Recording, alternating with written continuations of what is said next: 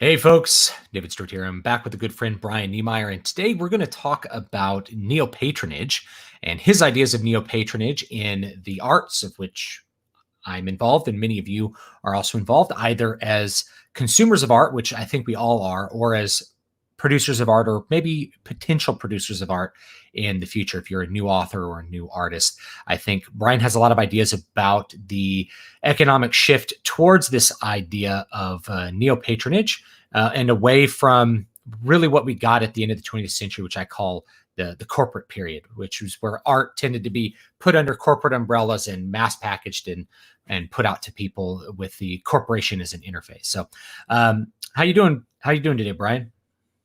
I am doing fantastic. How are you, David? I'm doing great. I hope everybody that's hopping in the chat is having a good day too. Why don't you go ahead and explain a little bit about your ideas of neo patronage, and I'll go ahead and link your current crowdfunding campaign here, which has some very interesting perks, and we can talk about some of those. Yeah, I appreciate it. Okay, so let's start with where we're at, or where we have been really since the end of World War II. And I'm going to confine my comments right now just to book publishing, because that's my area of expertise.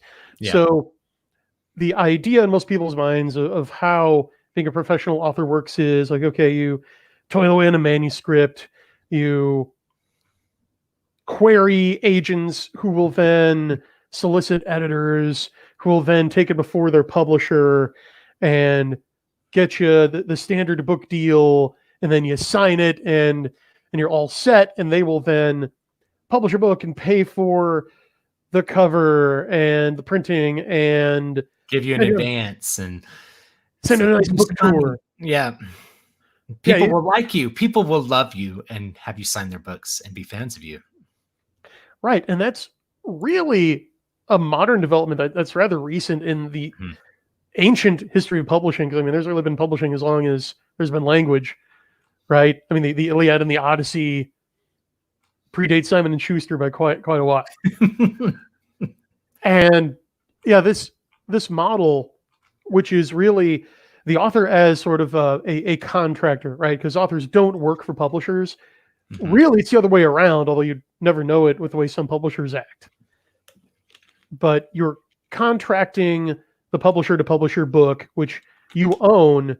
And the really weird thing about current publishing contracts is they create what's called a legal fiction, right? A grant of rights, whereby what a publishing contract actually says is like, okay, so Dave, you just signed with like Penguin Random House or something. Well, we know you wrote, like, let's say Needle Ash, but this contract is going to say that they did. And it's their intellectual property. Like, we're going to create this legal fiction that they're the author. So they get the lion's share of the proceeds, but they will pay you this like 8 to 15% for your trouble. Don't spend it all in one place, right? Yeah. And yeah, that's really weird. There may have been a time when that made sense, before the internet and mass media, but it really evolved due to paper shortages after World War II and a whole bunch of post-war economic factors I don't have time to get into here. But before that, there really wasn't standard. I mean, people like to throw shade at self-published authors, but okay, Edgar Allan Poe was self-published, folks. Okay. A lot of great American authors, or I believe James Fenimore Cooper was, and printing on demand is nothing new. Sir Walter Scott printed directly, and yeah, a lot of them did that kind of stuff before. I'm trying to think, and at this, anyway, go ahead. No, all right, I'll let you collect your thoughts while I go on here. But yeah, printing directly. People forget that. I mean, even in the 19th century, a lot of bookshops had a printing press in back, and you could request a book printed on demand, and they'd be like, okay, we'll print it up, and you can come back like in a couple of days and pick up your bound finished book. People did it all the time, and it's really just big New York publishing propaganda that makes authors think that their way is the only way, and that's how it always has been, a world without end. But yeah, pursuant to this episode, the model I really want to talk about is the patronage system that really even predated the 19th century model. Oh, yes. And this existed. This is more known outside of the world of fiction and writing words. But prior to, I mean, especially prior to, say, let's look at music. Prior to Beethoven, Beethoven was like one of the first guys that could go out and play a public concert directly for people and make money from it. Before that, the way that you worked as a musician is you had a patron. It was usually a wealthy landowner of some kind. In the German continuum, it'd be a prince, or perhaps the emperor himself would hire your services and basically pay your wages and your expenses, and you would produce music for him and whoever else wanted to see it.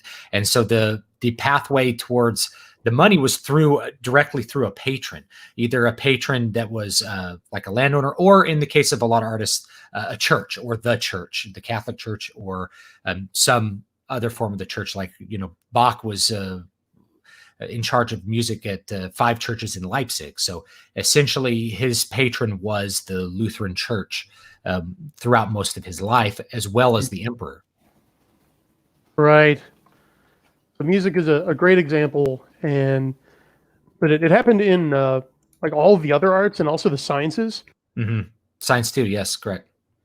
Yeah, because you have these, like, especially Italian Renaissance princes or doges, or even really wealthy merchants. The newly emerging middle class, which was rivaling the old nobility.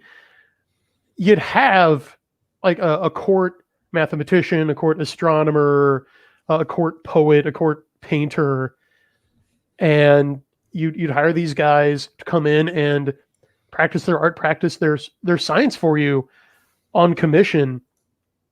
And the main objection that I hear is, oh, well, then you've got just, these merchant princes dictating what science gets done and what people write. But no, usually it wasn't like that. Because what good is it to, have Galileo, or Beethoven working for you if you're going to constrain his inspiration in one case or his thinking in the other case? So artists and scientists had quite a bit of leeway. I mean, I would say more than under the current peer review, publish or perish politicization of science paradigm.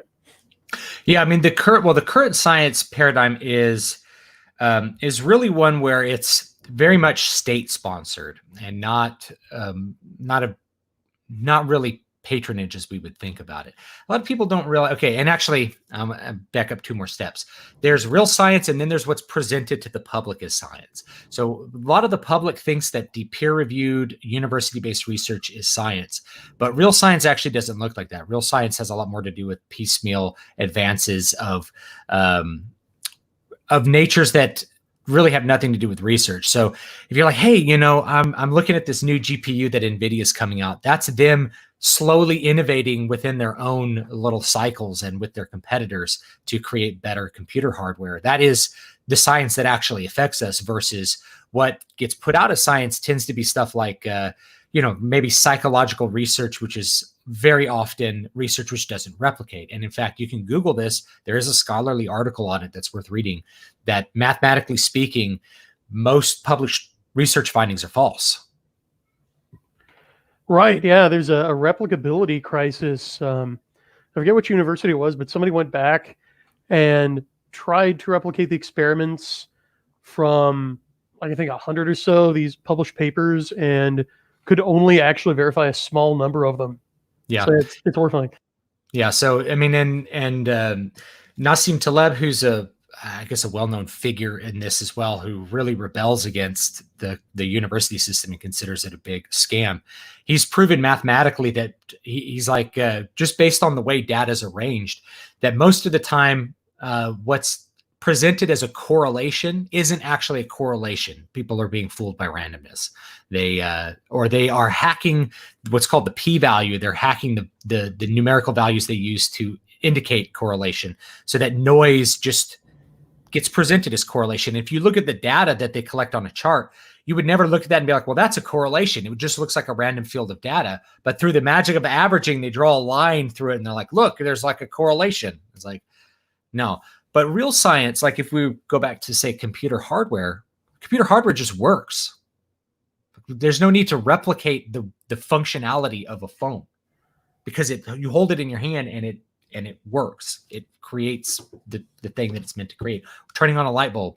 We don't really need to replicate the science of light bulbs because light bulbs work, you know? Right. Yeah. That's why I've heard it said that like proven science is called engineering. Yes. Yeah. I mean, well, and then what happens is like, well, real scientists do all the stuff that the engineers use. And it's like, the truth is that engineers do countless different kinds of experiments just to see if stuff works. Like metallurgy as a field is not conducted through the university research method at all. But like, hey, wonder if we changed like the balance of nickel and chromium here. Like what would happen if we added cesium into this alloy? It's like, I'm predicting that this might happen, but we'll see. And then sometimes different stuff happens. So a lot of science is performed at the university level isn't even science, but we've gotten kind of off on a tangent here. Let's go back to patronage. My point here is that modern science isn't a part of patronage. And actually I'll add one more point, which is that a lot of people object to the idea of patronage because it's like, well, then you're only having the music that the rich emperor wants to hear. It's like, but the thing is that everybody else who gets to listen to the music benefits from it without having to pay for it directly. So in other words, there's a benefit to the common person that is really pretty profound considering how little input they have to do into the process.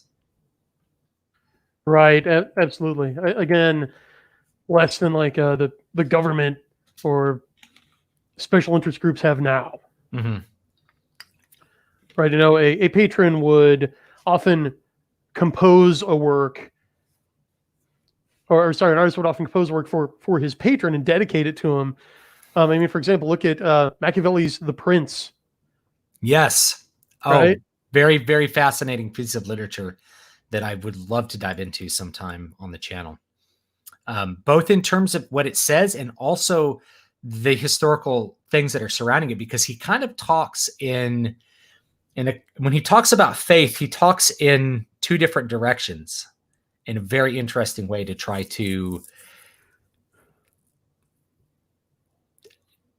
avoid certain kinds of embarrassments for his patron and himself.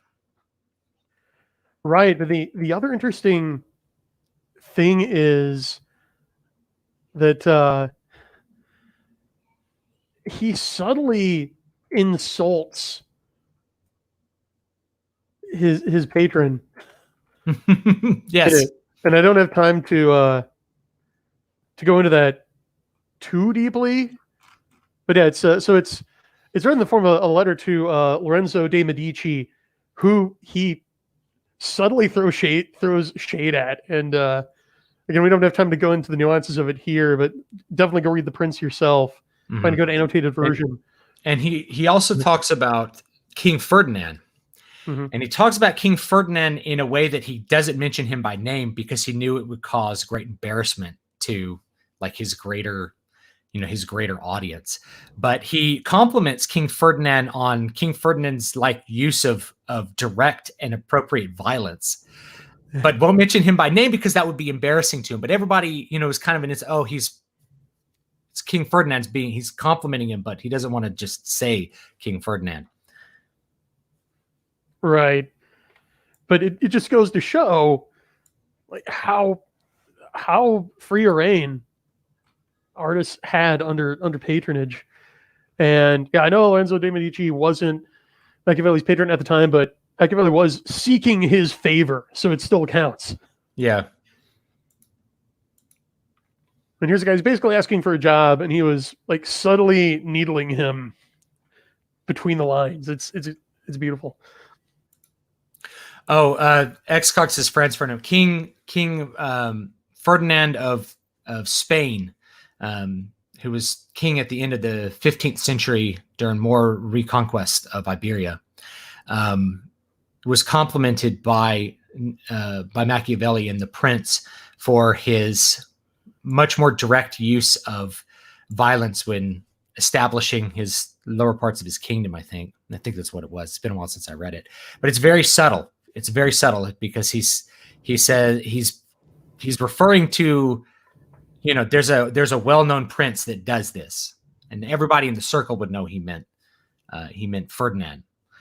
Ferdinand and Isabella. I mean, a lot of people in America only know him because they were patrons of Christopher Columbus. They paid for Christopher Columbus, an Italian, to go on a voyage seeking out some new lands in the West. So they patronized exploration as well. And it's usually, kind of spun in public school that like they were hoping to seek gold or something, but really it was an opportunity for them to fund an exploration that might, help the kingdom and might help the people by establishing trade routes and things like that. It wasn't about them like out looking for magical gold. That kind of idea, I think, came a little bit later. Yeah. But I think we might be getting off on a bunny trail again. Yeah, it's true. Okay, so let's talk about Neo Patronage. What are some of your ideas of Neo Patronage? Well, it's very much still emerging, but over the last couple of years, as I was making my way through this cutthroat publishing business, I learned everything I could about it, and I couldn't help coming to a couple of salient conclusions. One was that the current traditional publishing model couldn't survive, at least not as we know it, and that's coming true before our eyes. Like the big Newpub publishers were already in trouble. Barnes & Noble was already on its last legs before Corona Chan hit, and the paper shortages and the loss of business to the brick and mortar stores really put another nail in Old Pub's coffin, if not the last one. It's just an untenable business model in the digital age, because faster, lighter indie operations can just run rings around them in terms of rapid release and undersell them in terms of price. Yeah, it's rapid release is a big one, which means you can hit the market much more quickly. I've had friends that were traditionally published, and they'd say, "Oh, I'm so excited to announce my book will be published like next fall." Yeah. It's like, oh my gosh! Like for me, I'm sitting here. I have a book coming out on June 16th here, so in 10 days, and it's like I'm still prepping the files and stuff. I have to have them done by like the 12th, but they'll get done for, won't be an issue. But to me, to say like, well, I'm going to put out this book and then wait over a year to get it out, it just seems insane, right? Like now that I'm in indie publishing, I just can't even fathom what that kind of wait and turnaround time is actually like. Yeah, that's insane, because the standard amount of time from signing the contract to your book hitting bookstore shelves in Old Pub is like 18 months. Yeah. Okay, in that time, guess what? Mark Wandering Chris Kennedy just published 18 books. Yeah, they publish a book a month. Now, I'm not at that speed. I'm not at like ultimate Tolkien speed yet. It's because I'm busy with lots of different things besides that. But I have a lot of respect and admiration for that. And you gotta throw it up. Like it's gonna be kind of hard to compete, especially like if you're Old Pub and you're like, okay, this person wants to sell, let's say they want to sell a fantasy series. Like, okay, we'll publish the first book. Let's say the first book doesn't do that well. Mm-hmm. We don't need book 2 and 3. Well, now you've wasted 24 months potentially of your time trying to move a fantasy series. Are you going to self-publish book 2 and 3? It's like, oh, well, they have the rights to 2 and 3. They're just not going to print it. So you got to wait 5-7 years for your rights to revert before you can think about publishing with a different publisher too, because of more of those legal fictions about rights. You're just at a big disadvantage if you're trying to actually do this and be successful with it and get your books out to readers. That's the main thing. Yeah, and the idea that you mentioned of trying to keep abreast of current trends, that was always the holy grail in Old Pub, which is like there are always people trying to like foresee what the next trend was going to be. Is it going to be steampunk? Is it going to be urban fantasy? Is it going to be sci-fi romance? And they would always overshoot the mark. They'd always be too slow. Mhm. But with indie, you can actually jump on the bandwagon in time to catch the new hotness. Yeah, if you want to. Do it. Yeah. I don't necessarily recommend that, but you can if you want. Yeah. And this is a bigger, I guess, a bigger debate about, quote, writing to market or writing something else. I never really write to market. I write the projects I'm interested in writing. There's a lot of reasons for that. But if you wanted to do that, that's an option and you can do that. And that's actually pretty cool. Like if you're like, man, I really want to, I don't know what the current hotness is, but I remember when lit RPG was some kind of exploding genre, which is still one I don't understand. Maybe I'm too old or something, but I've edited a couple of lit RPG books and they're a lot of fun. But you know, people were like, you know, it'd be cool. Like, okay, this is really popular. And if you had the time, you know, if I was younger and didn't have kids and could write all day, like, well, I'll just write one this week, put it out, call up a cover artist, be like, hey, I need an image. Let me license an image, slap some text on it, put it out, make some money. Yeah, exactly. So speaking of which, I see you've got my Comet Frame Exceed S campaign up on screen there. And crowdfunding, I see emerging as not synonymous with what Neo Patronage is going to be, but I see it as an intermediary step in evolution from old pub to Neo Patronage. I see it as definitely a parallel market to old pub and even Amazon, which was the previous intermediary step. So we're getting there through these gradual evolutionary stages. So first KDP came along, right? Amazon introduced the Kindle, and that created an explosion phase, a Wild West phase, where anybody wanted to could basically put a raw MS Word manuscript up there and make a mint. And as time has gone on, though, Amazon is a big data company. They're a machine learning company. They're not a book company. So they really want to, their interest in your books is just as grist for their machine learning mill, like to train their algorithm. So they're constantly tinkering with it, and the rules just keep changing. I don't know if you noticed that.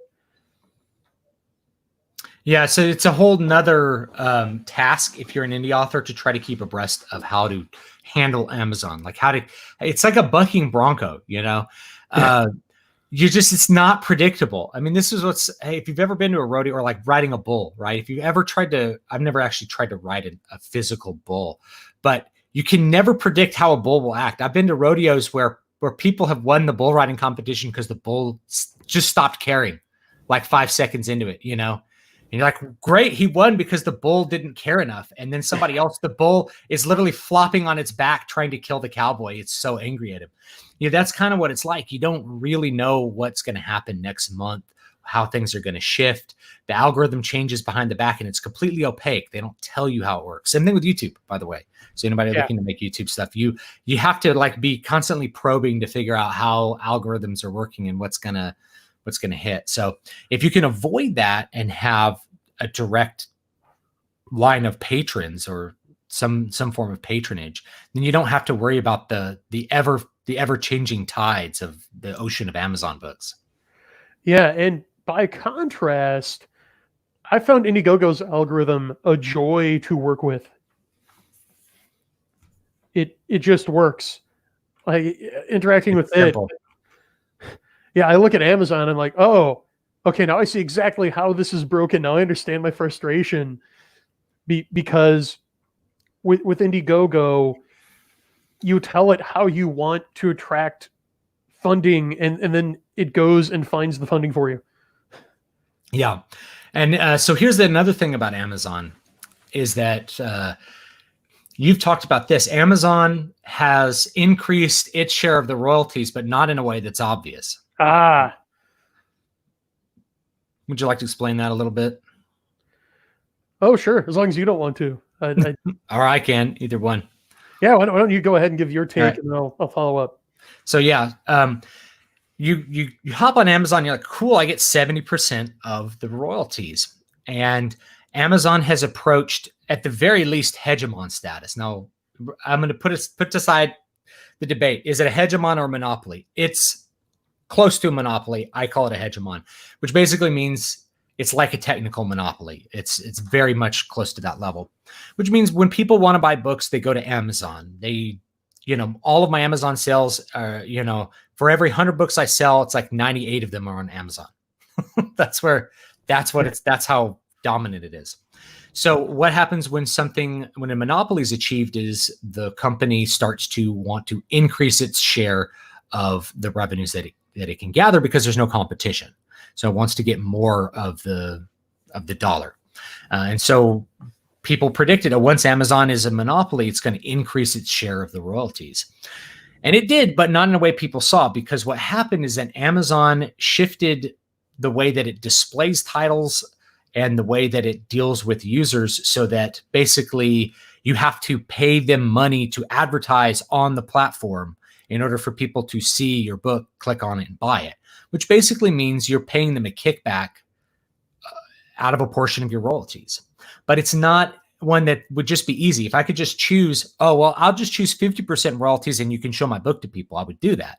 No, I have to choose the 70% royalties to be on their platform exclusively. Then I have to create a bunch of ads with like thousands of keywords, plugging them in 100 keyword segments, targeting these specific people, and then pay for them to click on it and hope they buy the book. And that's how they end up taking more of my royalties. It becomes a pay to play model. And not only that, hearing you describe it, I just realized Amazon is having you do data entry for them to train their algorithm. Not only unpaid, but making you pay to work for them. Yeah, you're paying them to do more data entry, to gather more intel on users. Yeah. That's crazy. But you're paying you're paying more for the privilege of doing more work, because it's work to design ads. It's work to deal with that. It used to be you didn't have to do, before there were ads. So, and the way that Amazon displays stuff is in a way that the ads come before any kind of relevant product descriptions. And then you actually have a compound problem, because authors have basically refused to be good citizens and are putting their books in all kinds of categories they don't belong in. So if you go to like something like, let's say, superhero fiction, you're not going to see any superhero fiction books. You're going to see a bunch of like urban fantasy garbage that isn't probably what you want to read if you're looking for a book about superheroes. Like you might see Steelheart, and then you're going to just see a bunch of urban fantasy stuff, because authors want to get into that little area and dominate it and be a bestseller in a category where you can sell 6 books and be a bestseller, because it's a small category. And so you have to advertise to get around that, to get around the fact that other authors who maybe have a little bit bigger platform are going to be abusing different parts of the algorithm in order to try to get an orange tag, and thus locking out your book, which actually belongs in the appropriate category. Or if you're a user, you can't find the books that you want in the appropriate category at all. You have to look at the ads, because the ads are actually more appropriate than Amazon's listing. Amazon's actual listing is less appropriate than the ads. The ads are more closely targeted to your interests, I think, by design. Probably. Because it's an opportunity to make more money.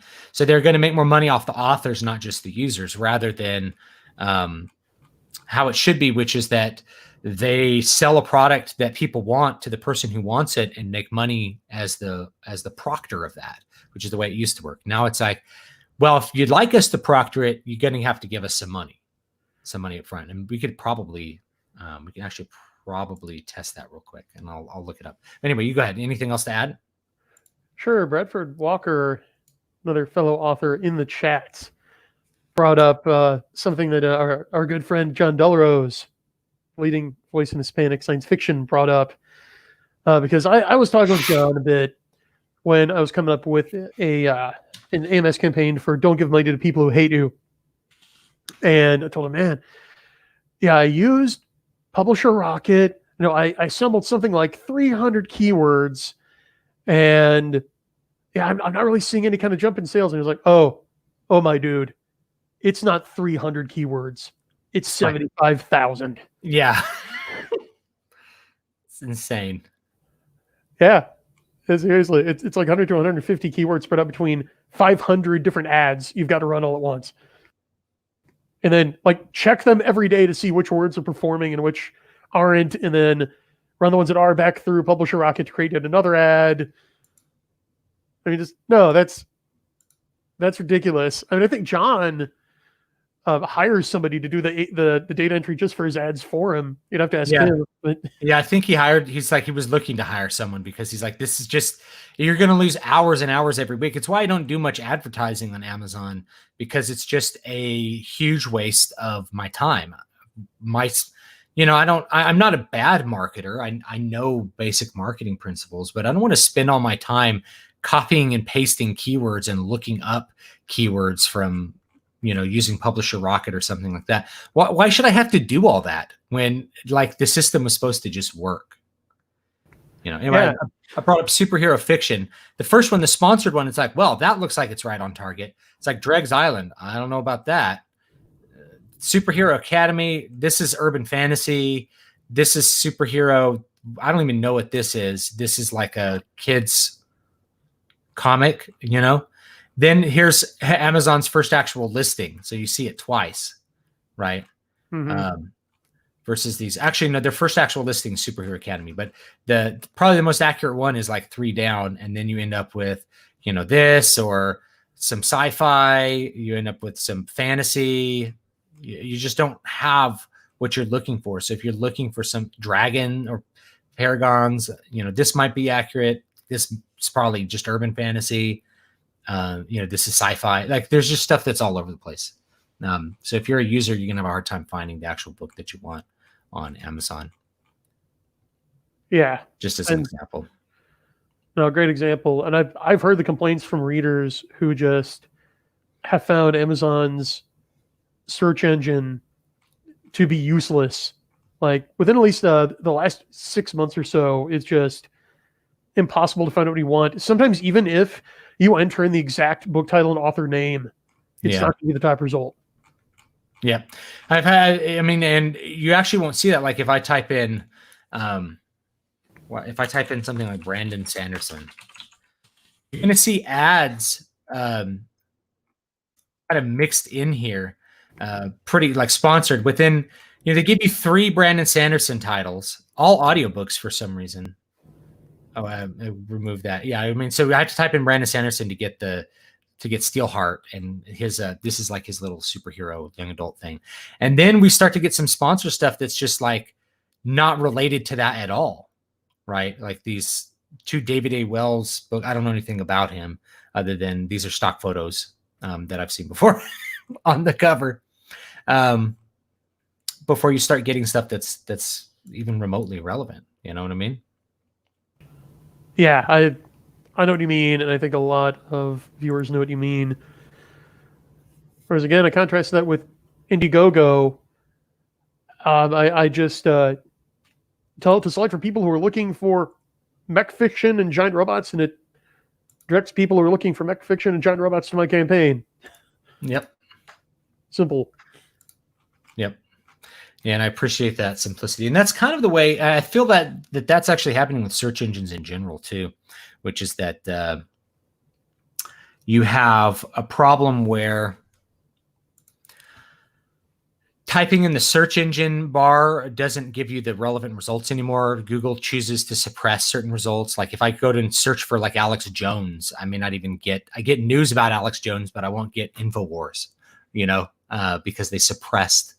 They're like, we don't want people to find what they want to find. Yeah, that's a bigger issue, but nothing really works anymore. And I think it gets back to the science crisis, but yeah. So anyway, what do you think is maybe the next step in Neo Patronage after we have crowdfunding, which basically gets people to interact more directly with a product during its creation. And actually, let's look at a couple of your perks because you have some interesting perks. One of which you sold out and that I thought was pretty funny, which was like you die, like you're a character that dies. Be killed in the book. Killed in the book. Yeah. So all the way down because it's sold out. Okay, yeah. So we'll look at a couple of them. So, obviously on the lower end, you get the ebooks. So $5 for 3 ebooks I think Yeah. is pretty good, Well, notice especially for above, a series. and it's technically for 4 ebooks because you get the entire Oh, you original get the new series one too. and the new one. Yeah. Hmm. But if you scroll down, you'll see the $100 level. There's just a plain old be in a book perk. Yeah. So it helps to set up situation by pointing that out. Yeah. Be in a book, backed by popular demand. Yeah. Or write a character with your name or a friend or loved ones. Oh man. Or Continue to description. payment. Tell me to buy it. Get the whole ebook series. I like the new cover, by the way. This is actually a really good cover. So we should talk about that at some point too for people that are authors that want to know about covers. Advertise your book. Yeah, it was really popular last time. I will put a full page ad for your book, or I did a web comic at a link to a web comic. I'll put it in Comet Frame Exceed S, and so then all of my readers will see your work. So you'll be selling to a proven audience that buys and that is highly motivated. So that is a way better use of your money than AMS ads. The ever popular Build-A-Mech. Yeah, where you don't know who's there or why, if they're even looking at it. Build-A-Mech, which is where you get to design your own custom mech, because this is a mecha series. And what's cool about just, I guess, mecha, I don't know what the right word is, mecha stuff, is that people get really into the fighting robots. They get into the different models of robots. This is especially true with BattleTech, where people will say their favorite mech is the Timberwolf, and then they get 30 people telling them that they're a poser for liking it. Right. You only liked it because it's the coolest looking one. Can't you like, why doesn't anyone like the Hunchback? Well, I got to tell you, David, it's highly gratifying as an author when I have my readers in my social media feed and on my blog having that same argument about mechs that I and other backers have created, because it's happening. And I've got a whole database of all the mecha from all my books on your site. That's a really cool feature too. And if you build a mech, it will go in there. It will go in the official roles. It will be canonical. It will go in the book. And you might get a chance to get a trading card made out of it, because a lot of the trading cards from our 4 series of trading cards so far have been the BAMs. Yeah. Now, who do you have draw the mechs, or do the fans draw the mechs? I have my redoubtable concept artist, Art Anon, draw most of the BAMs. He is phenomenal. You can find a link to his site from mine, and he is open for commissions. Yeah, well, that's cool. It does cover. They're all going to be kind of unified and high quality. You can get the trading cards here too. That's another little perk. Too. Now, one of the things that I don't, I'll get to that in a minute. So you also can get, there's an editing package as part of this as well. So you could pay $500 to get on the Brian's editing schedule too, which is an interesting perk. Interesting perk there too. What prompted you to put that one on there? I put it on there starting with the first campaign, and they almost always sell out. I think people are kind of waiting on this one, but it's a good deal. That is a competitive rate for my services, and it also guarantees you a spot on my editing schedule. So basically, I consider the perk to be a retainer, where your slot is locked in, because I'm getting into my busy season right now. So even if you've got a book that isn't going to be done for a couple of months, but you want it edited, especially by a Dragon Award winner, Hugo nominee, and best-selling author, this perk is the best way for you to make sure that you will get your book in there, and I will get it edited in a timely manner. I mean, a really popular perk there. But keep going down, because so we have the be in a book, and that's doing good. But it's so be killed in a book. Yeah. So all the way down, we have be killed in a book, which is the same as the perk above, except I will kill your character in interesting ways. And it's sold out before the regular cheaper one did. Yeah, dies horribly. So I'm gonna ask, are you guys okay out there? Is this a cry for help? Yeah, I could totally see putting this in one of my books, because I mean, any action book, there's got to be some cannon fodder. So there should be some characters that would be pretty fun to kill off. You know, and I might even make it where it's like, this is going to be a really heart-wrenching death for your character too. Yeah, I make it interesting. He's going to talk about his wife and kids as he's like slowly dying of the poison. Yeah. Yeah, absolutely. So yeah, that's a cool perk. And so yeah, it looks like a lot of fun perks, and a lot of them are selling pretty well too. And just at the very top, you know, four ebooks for $5. A lot of my ebooks are 99 cents. Those are for like short books though. So what do I have? I have a couple 99-cent ones. Like Crown of Sight, I think, is 99 cents, but you can actually get Crown of Sight for free if you get the huge collection that Brian is also in, the Corona-chan collection, which you guys can get for free, the ebook of at least. You can get the entirety of Crown of Sight in there for free. I do have 99-cent ebooks, but most of my ebooks are $2.99 up. So $5 for 4 books is 4 full-length books is pretty good. Yeah, I also point out that my short story, in the Corona-chan anthology, does tie into the Combat Frame Exceed universe, and in fact, it bridges the original series and Combat Frame Exceed S. So it's actually a great jumping on point right now. So I'd highly recommend everybody get Corona-chan. Oh, and another perk, because we unlocked our first stretch goal. So not only do all backers get all 4 Exceed ebooks, you also get a bonus exclusive short story set in the Exceed universe that is only going to be available to backers of this campaign. I'm not going to release it on Amazon. Oh yeah. See that? Now this is another thing that I think. So this is one of the things that I think a lot of people do on these crowdfunding campaigns. A lot of the comics guys, they try to sell stuff on what I call false scarcity. They're like, we're only going to print 5,000 books, or we're only going to print 200 books, and you can get one. This is a more a better kind of scarcity, because then it's like it's something that is actually special for there. But everybody who backs is still producing the actual work that other people who don't back can still get benefit from. That's kind of one of the things I think about with a patronage system, is the people who aren't patrons still benefit from the system. Right. So anyway, we did the extended plug for my campaign, which I appreciate. Let's talk about the cover. I know you wanted to discuss that. Yeah. So this cover, let's see if I can get a little bit more of a zoomed in version of the cover here. Want me to send you a picture somehow? No, I can do it from here. I just have to reshare a different window. Okay. We're using StreamYard, by the way. So if you are wanting to have a pretty good chat experience like what we're having, I think StreamYard is probably a pretty good option for that. So anyway, here's what the cover. Real quickly, Darkspawn's asking, will you be making a manga version of the series as well? Boy, I would love to see this as a manga.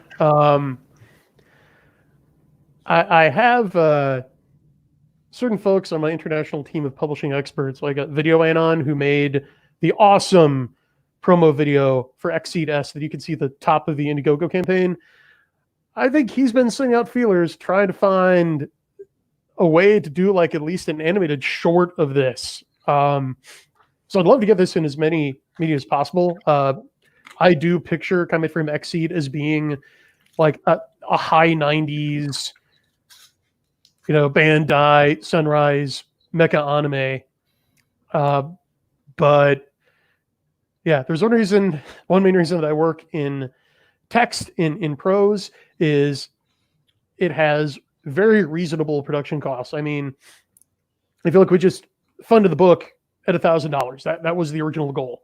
Yeah. That eats all of my production costs. Yeah, and that's so typical production costs when you're making a prose book. The biggest cost is going to be stuff like the cover, if you're going to use an editor, and then maybe those are the 2 big costs. Mm-hmm. Any other costs are, going to be mostly like if you want to pay someone to format it, that's not going to be a lot of money. People will format your book for like $20, but you can do it yourself and just pocket the $20. It doesn't take that long.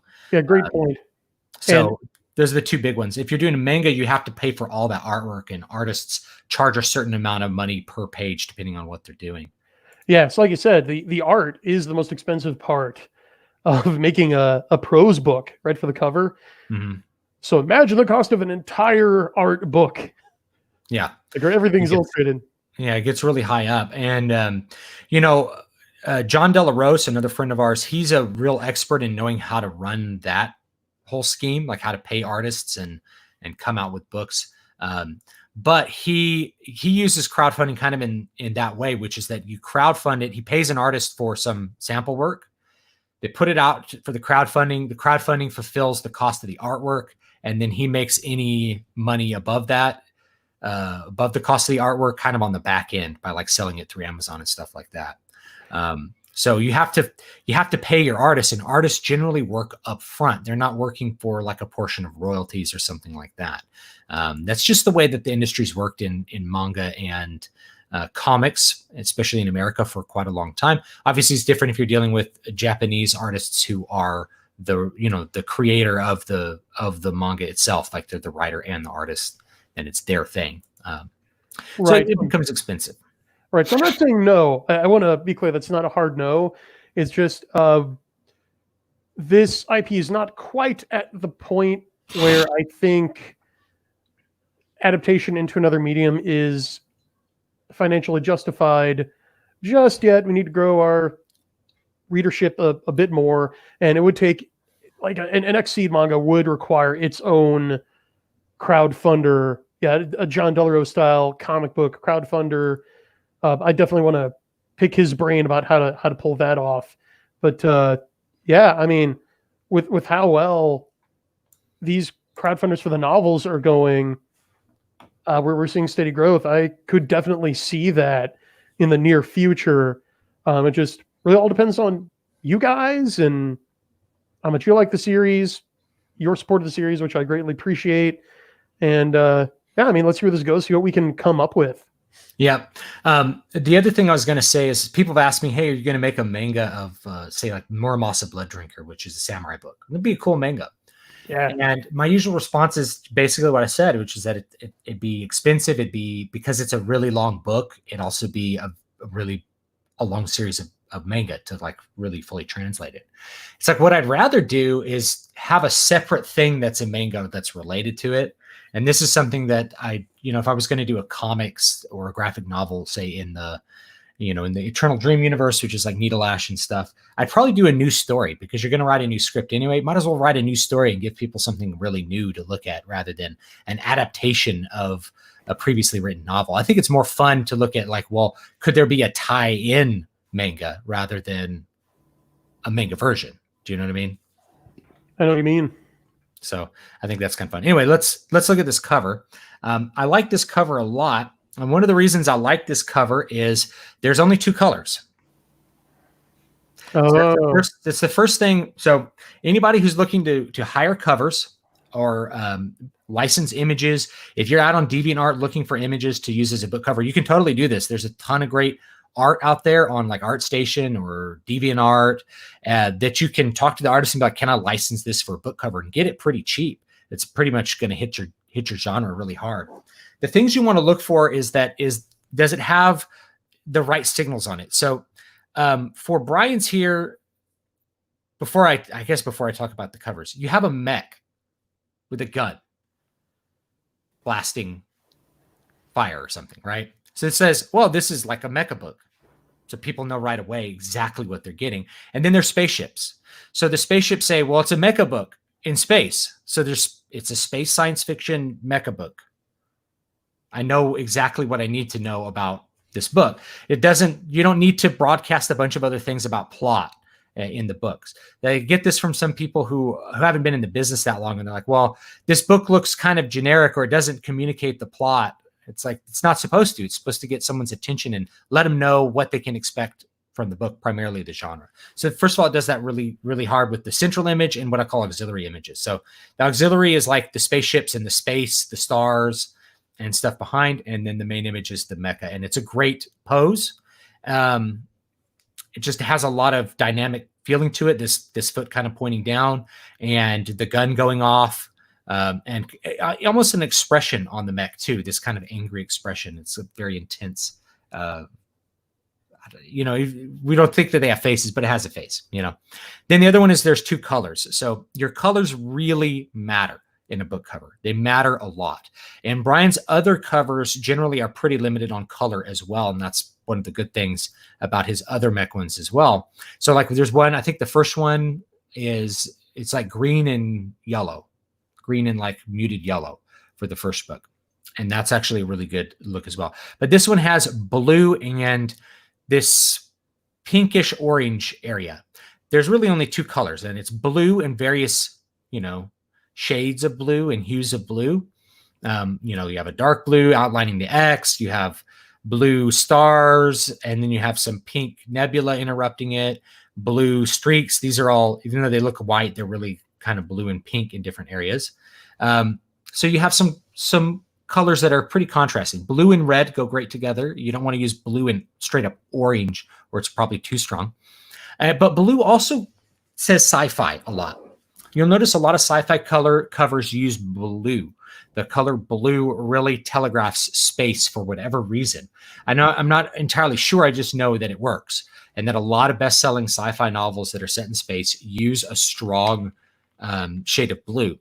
The exception would be Dune, books like Dune that use yellow because it's set in a desert. So you notice Westerns use yellow a lot because they're often in deserts. That just telegraphs Western. Sci-fi uses blue a lot because that telegraphs space opera. And sci-fi will use red if it's more like a darker sci-fi, darker space opera. So colors like dark red or just having a general darkness to it indicates that it's going to be something a little more spooky, going to have a little bit more serious flavor to it. When you have a lot of bright blues, this looks like a big action space opera kind of affair. So that's what this cover tells me. So if you're looking for a cover and you're trying to figure out how you want that cover to look or what you want your cover artist to do, this is the kind of thing you should look from artists that you're going to commission, is that they use a limited color palette and they understand how a composition is supposed to be arranged for a book cover or any comic cover too, same thing. And that they're able to use the colors that you need in order for you to communicate your genre correctly. Wow. So I think this is the best cover that I've seen for the Combat Frame XC series yet. I think it's the best one so far.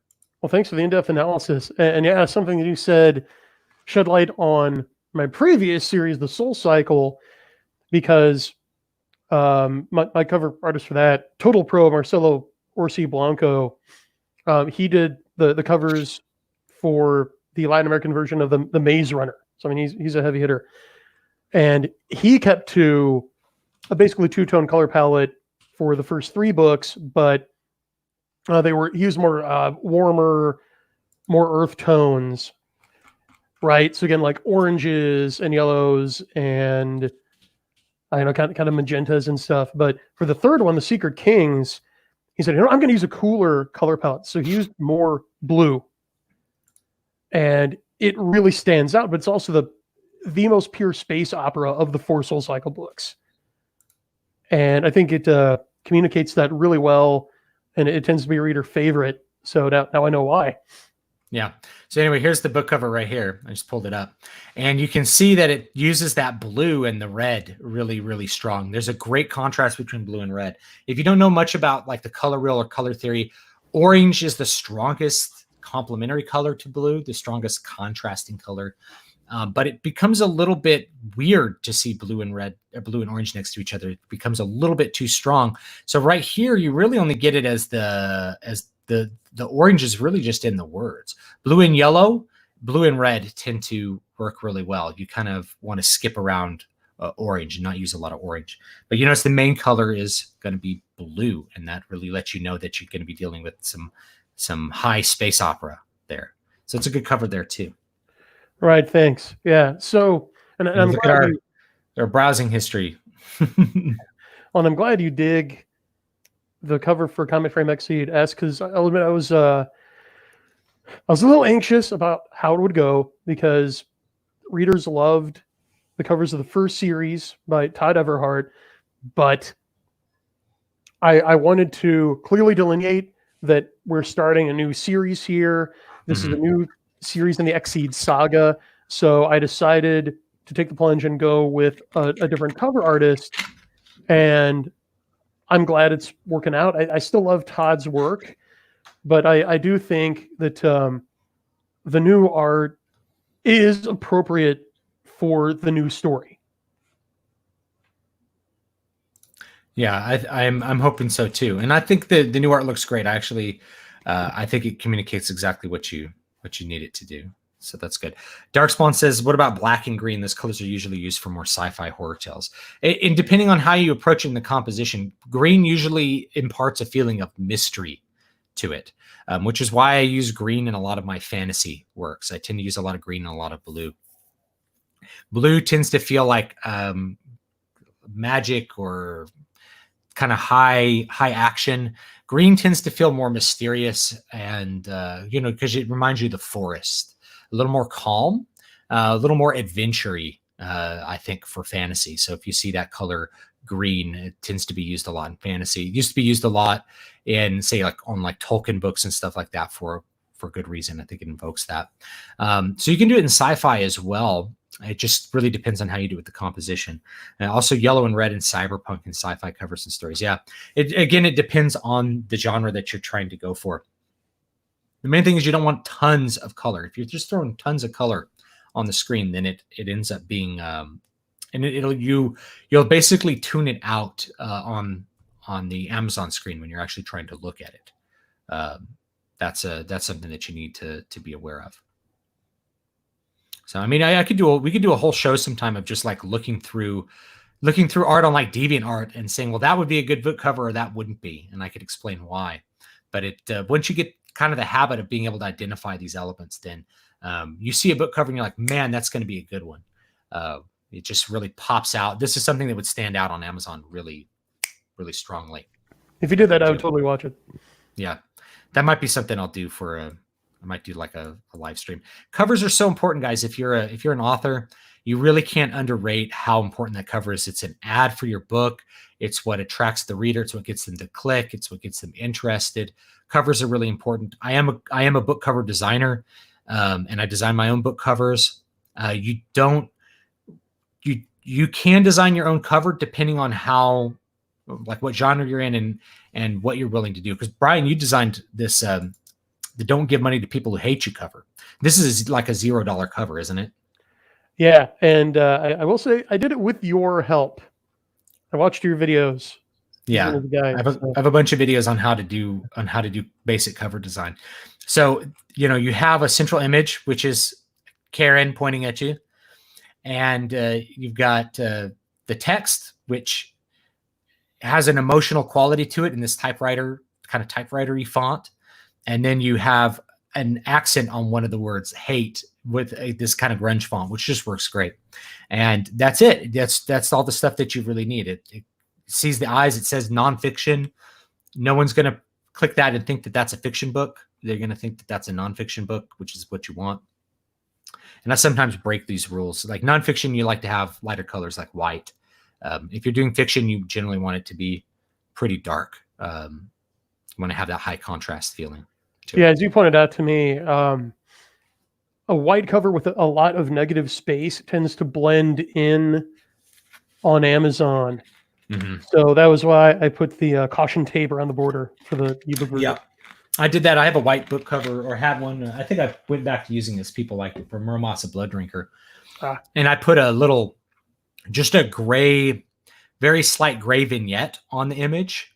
So on Amazon, you could see the border of the image really clearly, and you see this bright red blood splash. And it's very eye-catching when you see it. And I kind of, white fiction covers, you just don't see them a lot, but people really liked it. So I just put it back to being the original one that I designed back in 2016 at this point. Long time ago. And yeah, this segues nicely into a question I think you and I both fielded on Twitter the other day, where we had a newer author saying, okay, look, how do you break out in this market on a shoestring budget if you don't have a lot of money for cover or formatting or editing or ads?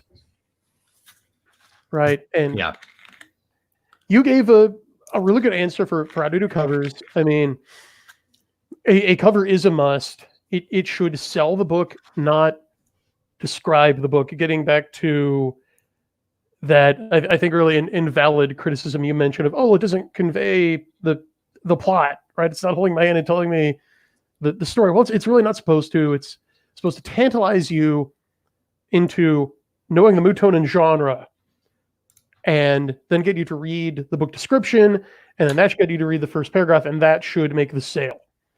Yeah. Yep, that's exactly right.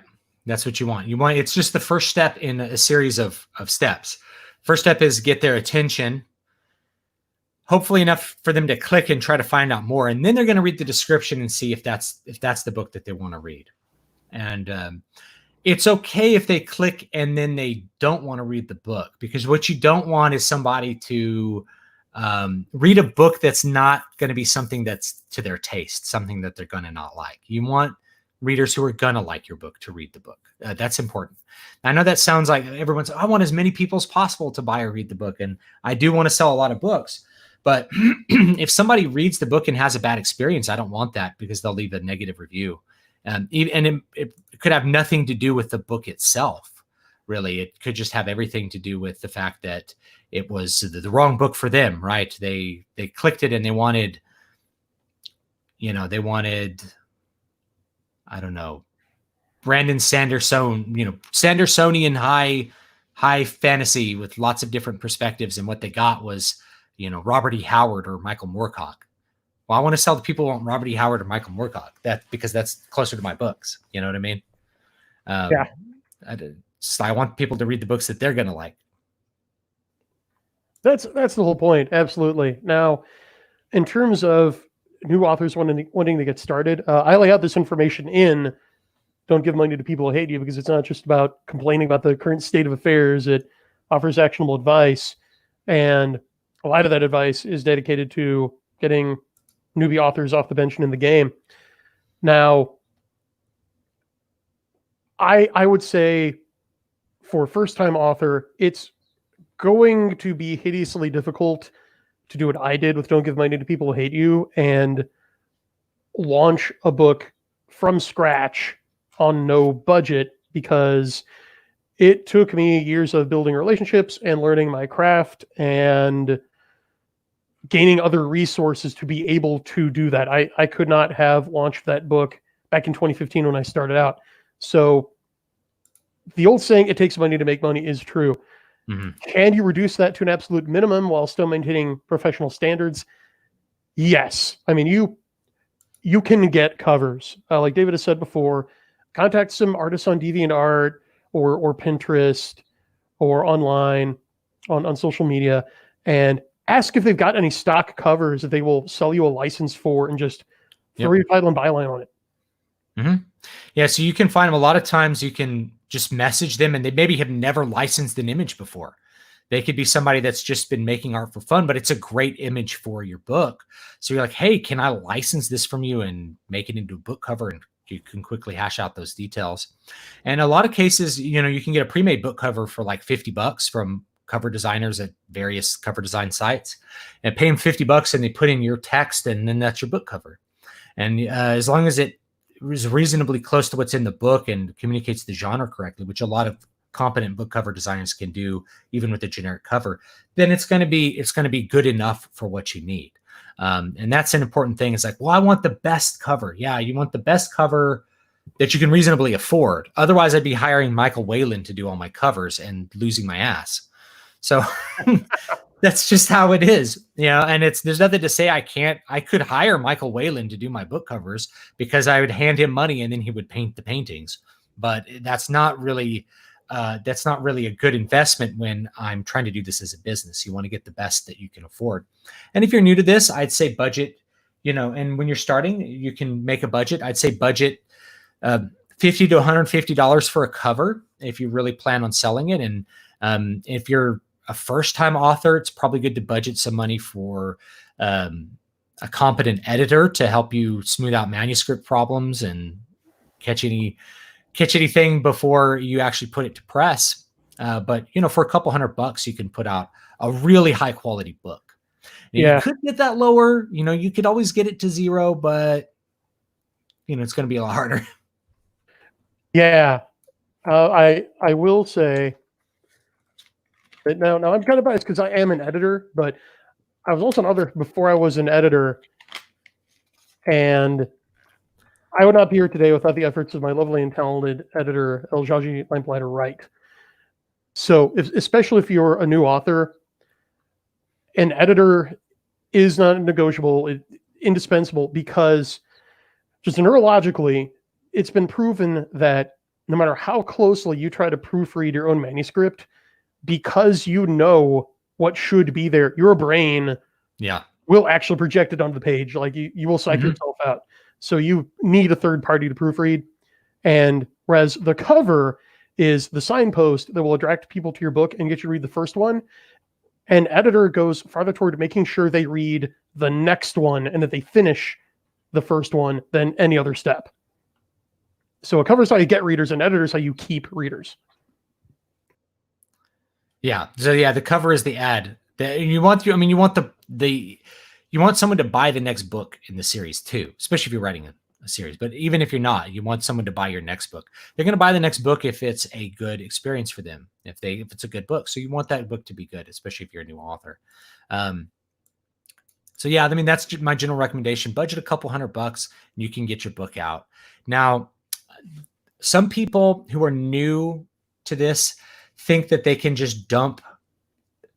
They start approaching this with a business mindset, but they don't yet understand the business, and you have to have some experience with it. You have to know that your first forays into any business are going to be tough because you just don't know the business yet, and you have to learn a lot by doing. So don't worry so much about, oh man, how am I going to make back? Let's say you budget $400 for all of your expenses for your first book. How am I going to make back $400? Because I have to sell, however many books. Well, it's kind of an investment in your career, and so I'm learning the process.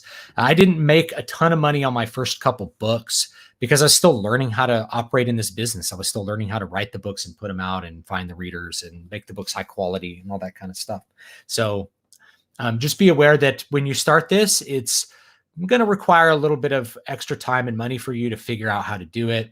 But that's part of the process. That's why I do recommend trying to keep your expenses pretty low in general, as low as you can when you're starting out, so that you don't feel like you're like drowning in some lake of, I don't know what the hell I'm doing. You just kind of feel like I'm learning this and I'll make this money back, or I made the money back after a couple months. You feel good about being in the black. So when you're always making money on it, and this is another great thing about the crowdfund, is that if you pay the expense of making the book originally, after that, you're just in the black. You're just making money from it, and you don't feel like it's some sort of hobby that's sucking your money away. You know what I mean? Absolutely. Yeah. And I do want to give a shout out to Artenon, the artist of the BAMs, my superlative concept artist. He's in the chat. So chat, if we can throw up some 07s, throw up some salutes in chat for Artenon here. He deserves it. He is a workhorse. Oh, someone said something about Whalen. Just for the heck of it, what does a guy like Michael Whalen get for a cover?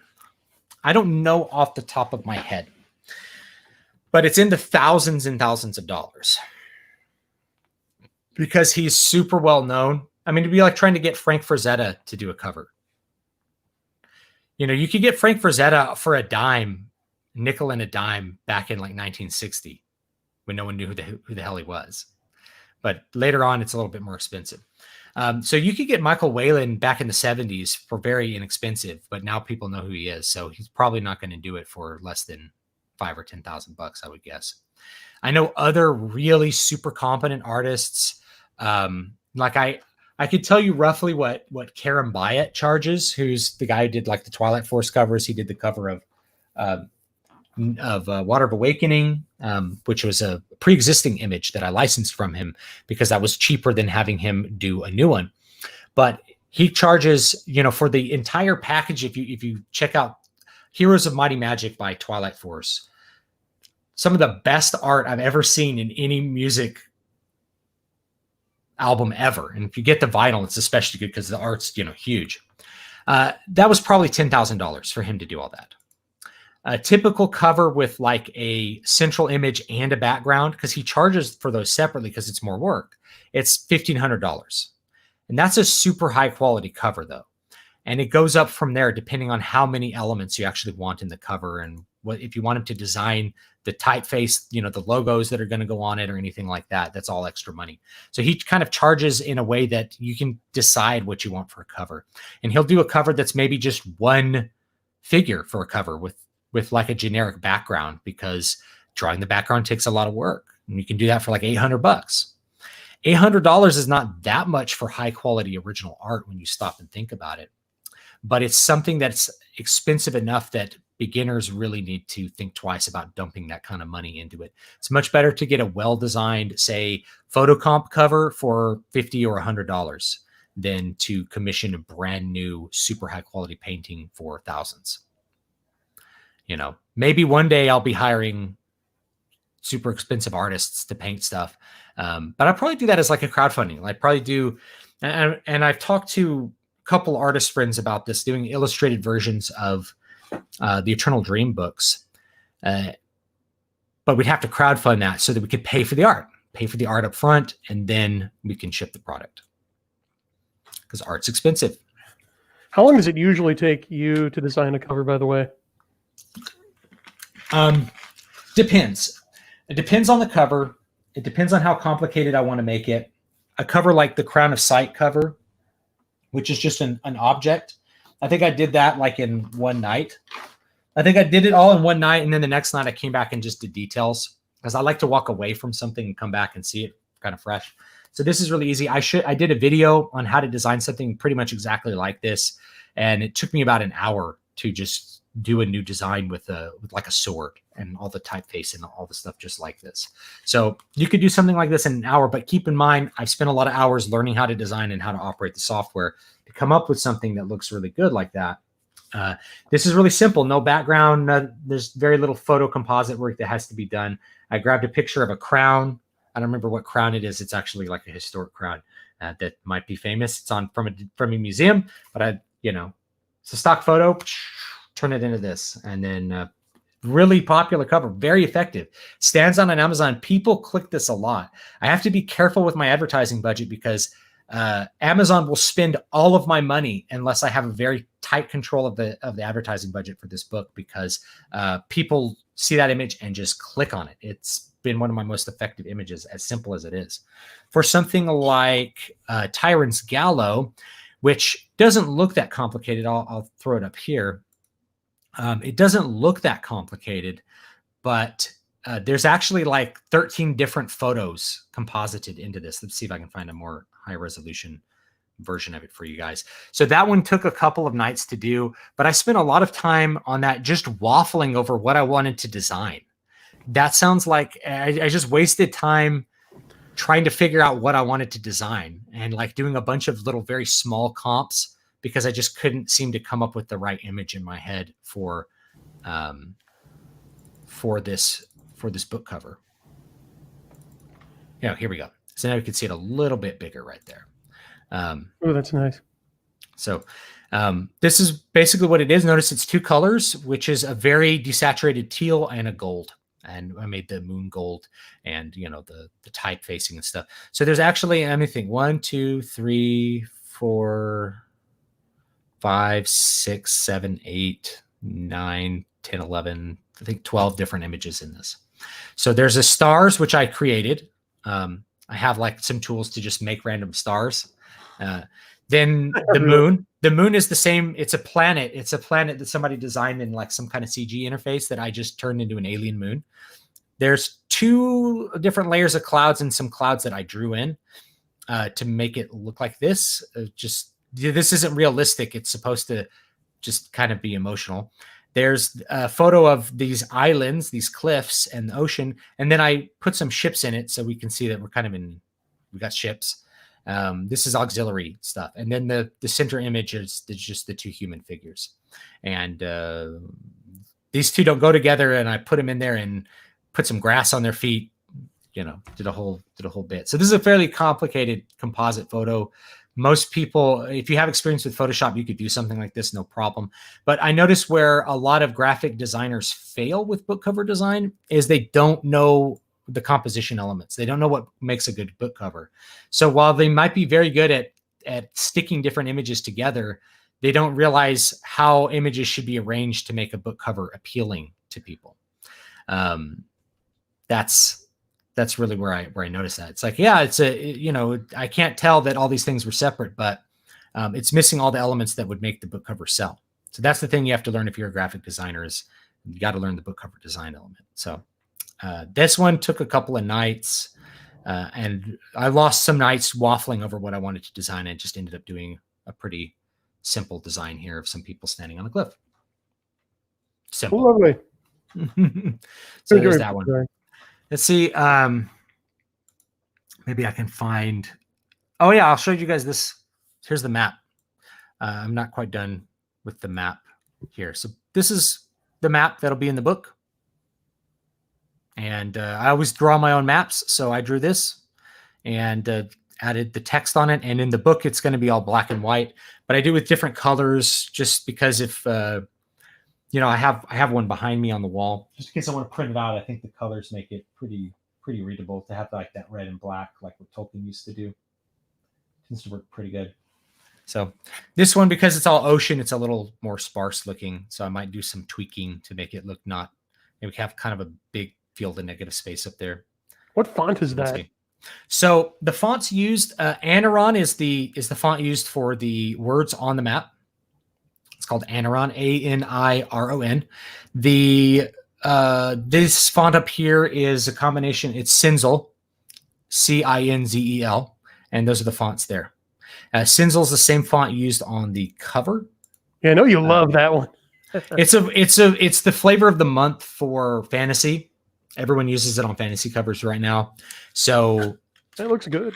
I would say if you don't want to go this heavy into obviously fantasy, you want to be a little more serious, you can use Trajan or Optimus Princeps. Both of those are going to be really classic looking and not going to have these like swishes. If you don't want the swish swash thing that says like fantasy, then you can use Trajan, which is a great one. Yeah, book covers get you clicks. That's right, kind of. Yeah, so I think several minutes ago you asked what's next, what I see next for Neo Patronage. Oh yes, yeah. Let's get on to that. Well, everything being in such a state of flux right now, it really remains to be seen. It's difficult to make even midterm predictions, but I will say ideally, what it would look like would be some upstanding private individual or small organization with enough money and clout to retain a faculty of artists on staff. I'm thinking someone probably like Elon Musk or Peter Thiel would probably be the closest on our side of the divide. Just, yeah, saying, I want to keep some artists on staff to keep the flame alive, right? Yeah. And just pay them a living wage salary. Nothing, like a NBA player largesse or anything, but enough to be comfortably middle class. And yeah, you can just go write. You can go paint. You can photograph things. You can make movies. You can make software. You can do pure science. That's really, I think, what the fullest flower of Neo Patronage would look like. How exactly we get there? Well, luckily, that's largely up to us. It hasn't been written yet. We have a say in it. So how do you want it to happen? I know how I want it to happen, and I'm doing it on Indiegogo right now. Also, shout out to the viewers right now who have backed the campaign during the stream. Really appreciate it. You're making it happen. You're chasing the rainbow. All right, real quickly, let me field this question. I was going to ask if the artist comes up with the cover concept or if they ask you what they should design. Depends on the artist and depends on your relationship with them. My recommendation, you just have a conversation with an artist. Artists, their expert is the art. their expertise is the art. So if they say, here's what I'm imagining for this, and it matches what your book needs to be doing, then let them go for it, because they're going to be the ones who are going to find those visually appealing elements. I think a lot of authors look at the cover as some extension of their ego. Like, this has to be some sort of perfect representation of what it is in my head. And that's not really the way you need to do it. You need to let artists kind of exercise their expertise. And I hear a lot of cover designers complain. They're like, a client keeps telling me he wants exactly this, but that's not going to sell. It doesn't look good. What do I do? And it's like, maybe you tell them, let's not do this. I'm not going to design a cover. I'm not going to do art that I think isn't going to look good. You don't want to be that author that's like telling the artist exactly what kind of art they need to do. Presumably you select the artist because you already like their artistic style. I would let them iterate it. I'd let them do their style, because that's what's going to be best in general. And if it's a little bit different from maybe how you imagined it, that's okay. And you can tell them, I was imagining this, and they will come up with something that they think is going to work better for a piece. Just my experience and my 2 cents. No, I trust the artist. Yeah, I totally agree. If you wouldn't trust the artist to tell you how to write a particular character or scene, what makes you think that you have any business telling him how to do his job? Yeah. Beyond the basic parameters. So what I usually do is just what I would do at first, what I did with Marcelo was I just gave him an advanced copy of the book and had him read the book, and then let him draw whatever he wanted based on it. And he's just so awesome that worked out really well. For the original Comet Frame Exceed series of 3 books, I did get more hands-on with Todd Everhart, but mainly because he was asking for what I wanted, but there was still give and take. It was a creative process where I'd say, well, how do you like this? And be like, okay, well, what if we did that with it? And I was just a process of kicking the peanut back and forth until we got it where we wanted it. With Comet Frame Exceed S, what I did was I gave one of Art Anon's concept drawings to Aries, my new cover artist for this for the S series, and that's the central object you see there, the Defender Exceed, and then he designed everything else around it. So, I mean, not to burst anyone's bubble, but like those spaceships in the background, yeah, there are specifically any spaceships that look like that in the book. The spaceships in the book are giant Comet Frame carriers, which are like way boxier, but that's okay because those look more interesting, and they sell the genre. So I didn't give him any grief for it. Yeah, it's like I'm remembering some cover designer talking about, the client wanted this specific motorcycle on the cover because that's the motorcycle the person drives. And I said, well, I'll use a motorcycle. Use the best looking one for a cover. It doesn't matter that it doesn't match the one that's in the book. If someone gets into the book and they're like, well, the cover doesn't match, they're still reading the book. The whole point is to get them to read the book. Let's see. I thought I saw something good here. John Zelesnik does very high quality work. That's from Jakob Merkin, and his covers are all painted and they look pretty good as well. And I think he's on book. I haven't read all of them. Book 6 or book 7 now of his series, which is great. So yeah, I mean, it depends on the artist, but most of the time you want to let the artist work. I'm reminded of John Buscema, who was a Marvel comic artist for decades and very well known. He basically would refuse to work with scripts that included what he was supposed to draw in what panel. And he would start with the script and simply draw it the way he wanted to. And if it included directions, he would ignore them. So guys like Stan Lee knew better than to do that. They just handed him the script and the story, and he drew the comic the way he knew it needed to be drawn. With the panel layout he knew and the shots that he knew, all the composition stuff there. John Buscema didn't like writers to try to tell him how to draw at all. And in fact, would refuse to work with people that would try to give him instructions on how they wanted a certain panel to look. Like, no, I'm going to do that. Right. So he's a great example. Yeah, Ardenon is in the chat saying that those back and forths are some of the most beneficial exchanges. The Type 1, that's one of the premier combat frames from the first book. Took about 5 or 6 tries, but the final was much better than what I originally designed. So there it is from the horse's mouth. Yeah. So Darkspawn, like imagine you wanted to tell an artist this.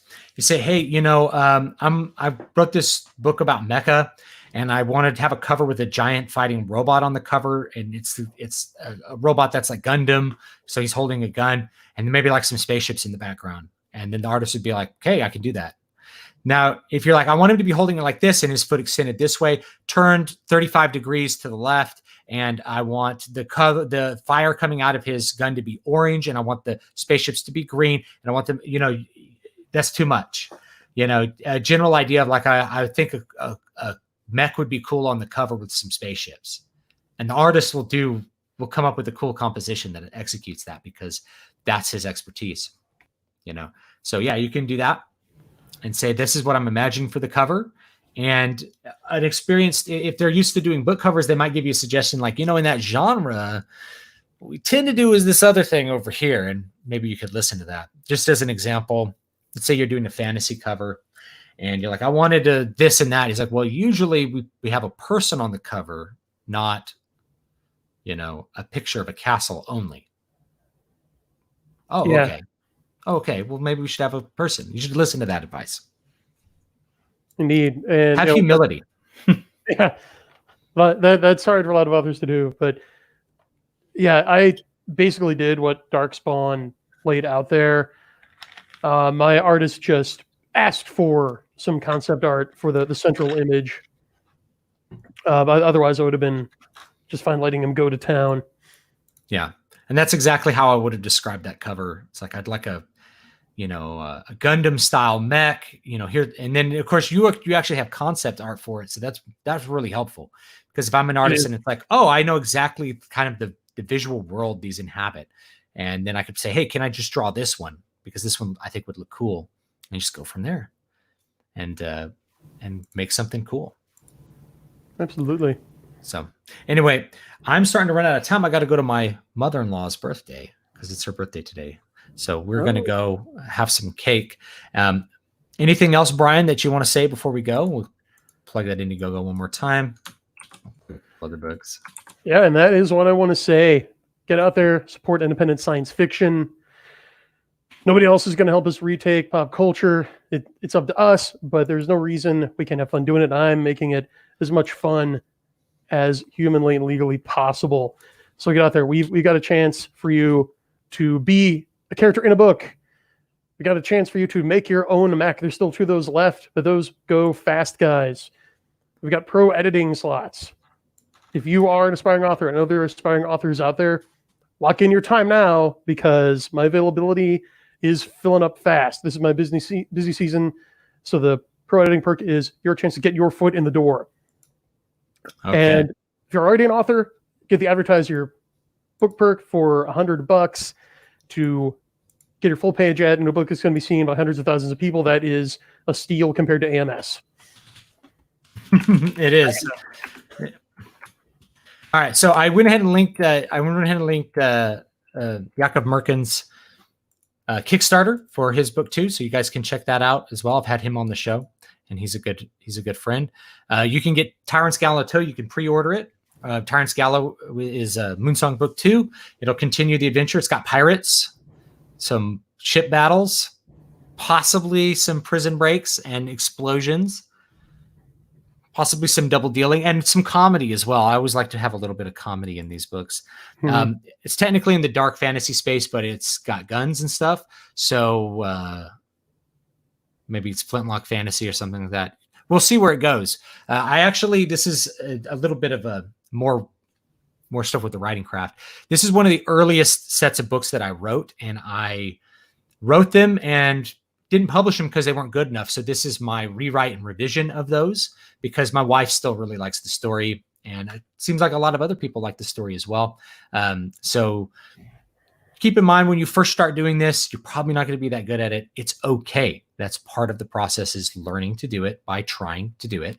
And your first book is not going to be your best book, but that doesn't mean you can't, once you get more experience, do what I'm doing, which is revising it and rewriting it and turning it into a more high quality series that will match the quality of my other books a little bit better. So that's what I'm doing with that one. And so I have one more to link. I'm going to link one more. This is one that a lot of people are liking. So again, if you're a writer, this one will help you. This is Keys to Prolific Creativity. You can actually listen to the whole ebook on the channel too. This one is just about establishing your creative process so that you can complete those projects. Before you can be a publisher of books, you have to finish your book. And the way you're going to finish your book is by working on it in a effective and continual process so that you're able to complete your projects. That's what's in this book. And to help you manage the meta too. What do you do? How do you put several projects together? What do you do for your career? All of these sorts of things. How do you be a writer? That's a big part of that book. So please do check that out. And anything else, Brian, before we go? I think we had a super chat at the 11th hour there. Oh yes. Thank you, Lawrence. I really appreciate that. Finally caught a stream. Love these videos, David. Well, I appreciate you stopping by too.